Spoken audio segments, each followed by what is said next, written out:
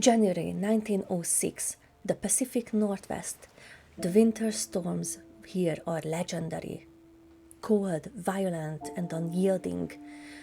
Along the southwest coast of Vancouver Island, waves lash against jagged cliffs, and the wind screams like a living thing.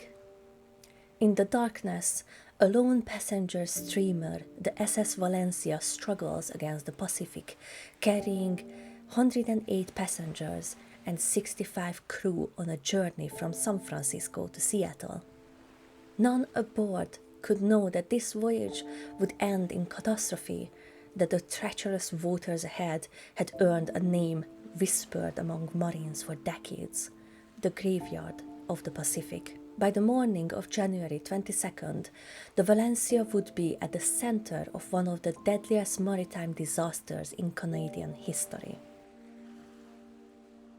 You tuned into Haunted Wavelength. My name is Darks, and tonight I will be your guide.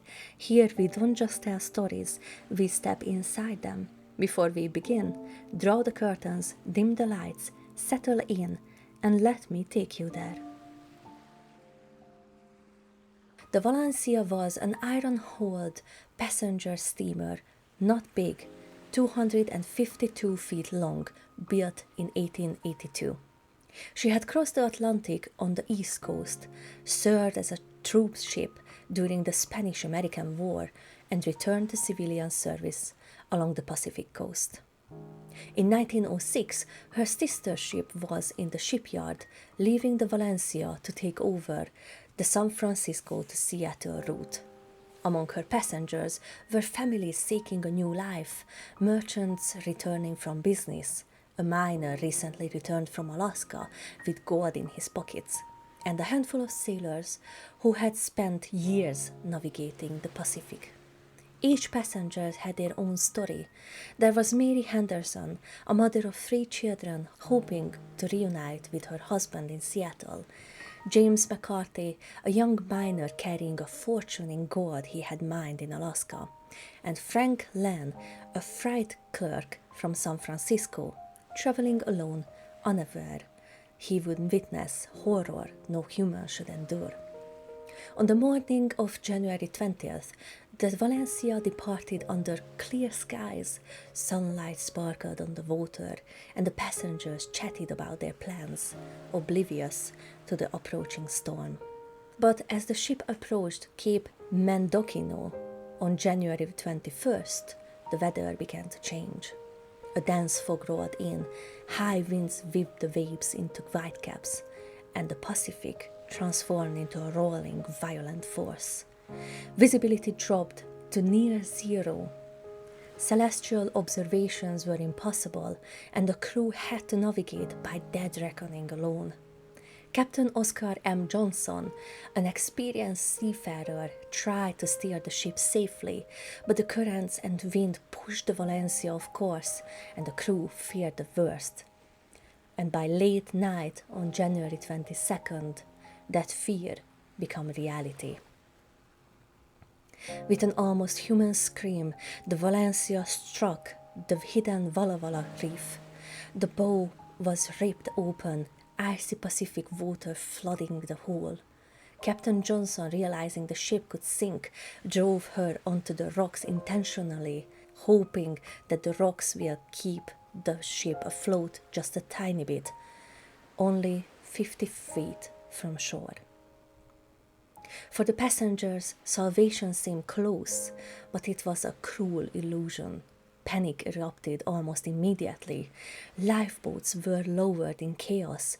Some capsized instantly, others smashed against the hull. Those who survived the first plunge were battered by waves and freezing water. On deck, passengers clung to whatever they could.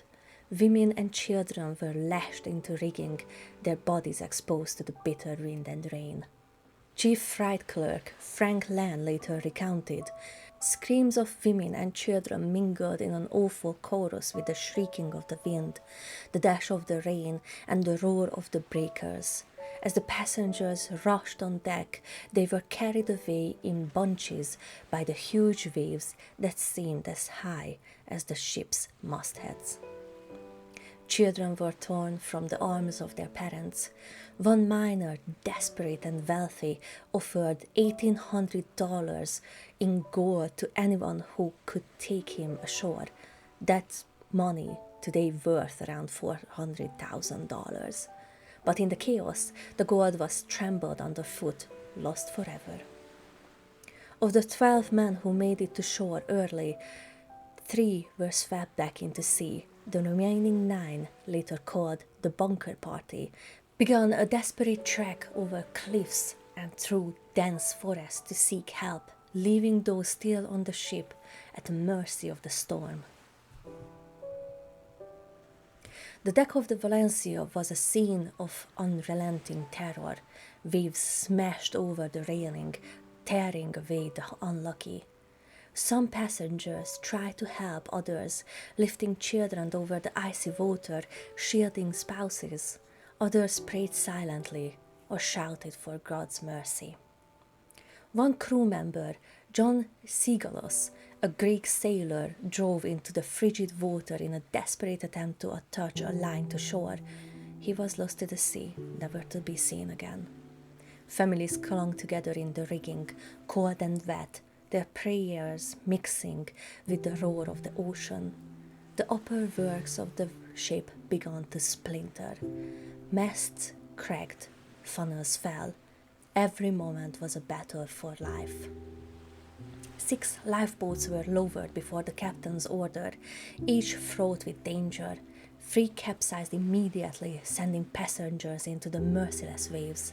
Another boat was tossed violently against the hull, killing those aboard. Of the survivors in lifeboats, many were men. Women and children were rarely so lucky.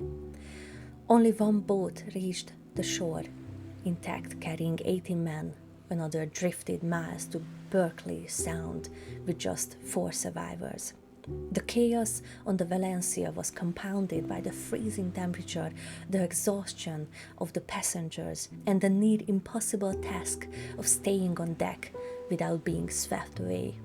Time moved differently on the ship. Minutes stretched into eternity, each wave threatening to end a life.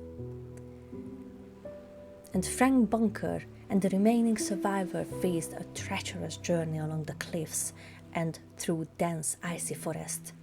Each step was a fight against mud, fallen trees, and streams swollen with storm water. They followed the telephone line, climbing over roots, scaling cliffs, and slipping on wet moss.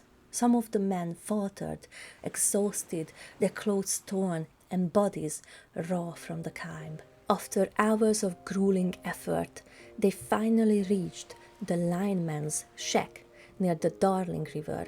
Frank Bunker managed to get through the Carmanaut light station, alerting the outside world. It is important to note that the men reached the telephone line and began following it through the forest, like I mentioned it before.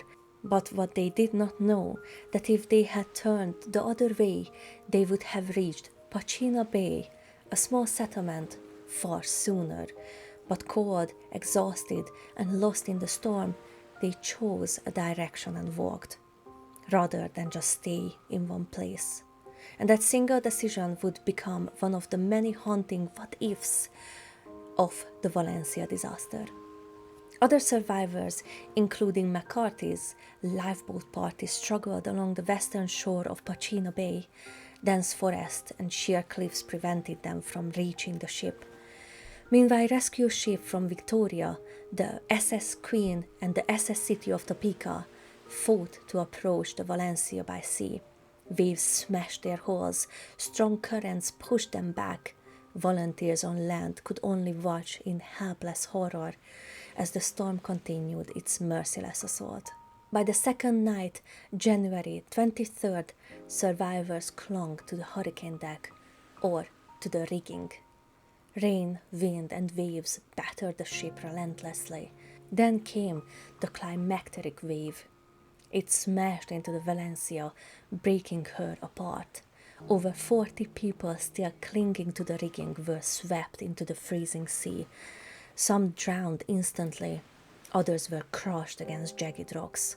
The remaining lifeboats one carrying 18 men, another drifting 18 miles to Bakerley Sound with 4 survivors, were the only link to life. In total, just 37 survived. Every woman and child aboard perished. The tragedy prompted an investigation on both sides of the border. Captain Johnson had miscalculated the ship's position by 6%. He overshot the Strait of Juan de Fuca and ran aground. Other failures were identified: no lifeboat drills, mass confusion, and delayed rescue efforts. The death toll officially 136, but initial reports varied.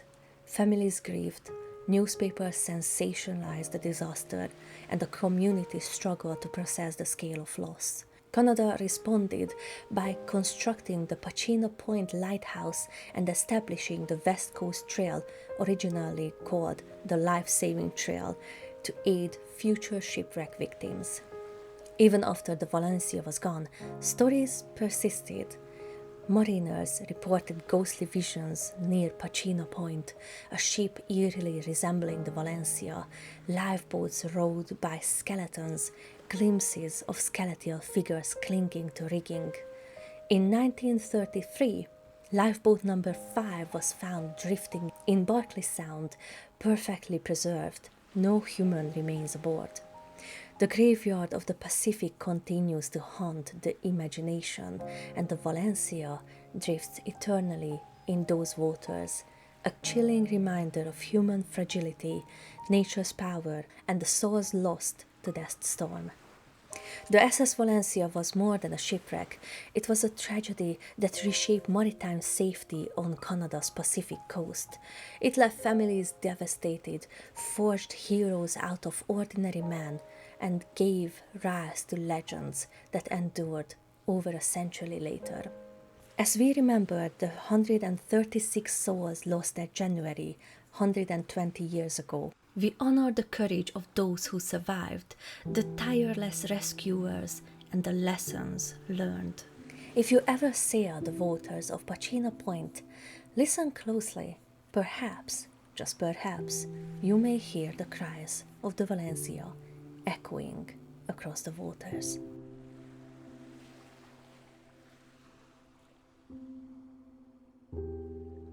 This has been Haunted Wavelength. Tonight's broadcast is over, but not the shadows that haunt the night.